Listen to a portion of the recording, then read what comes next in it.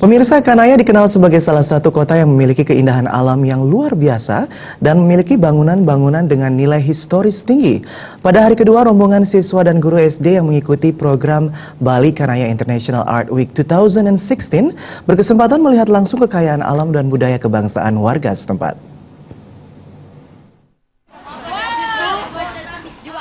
Pada pagi hari, Ketua Panitia Bali Kanaya International Art Week 2016 (BKIAW), Hiroshi Suzuki memandu langsung siswa dan guru SD peserta mengunjungi kuil Honkakuji yang berdampingan dengan makam. Di kuil itu, warga mendoakan roh orang tua dan leluhur.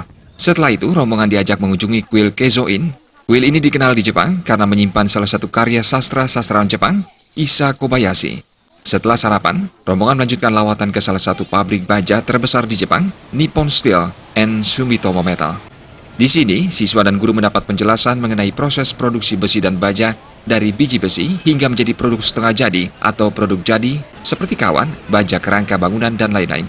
Rombongan kemudian berkesempatan mengunjungi Gunung Nokogiri yang dahulu dijadikan tempat penambangan batu oleh masyarakat setempat.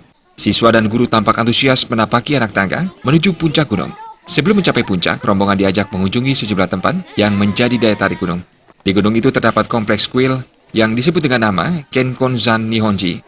Kuil ini dibangun pada 725 Masehi dan merupakan kuil tertua di Jepang.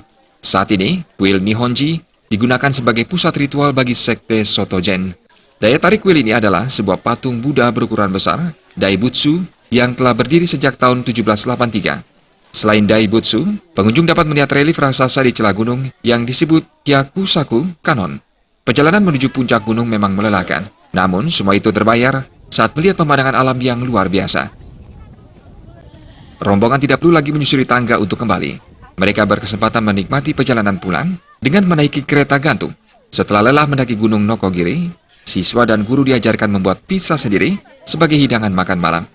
Mereka juga diajarkan memanggang pizza di oven tradisional.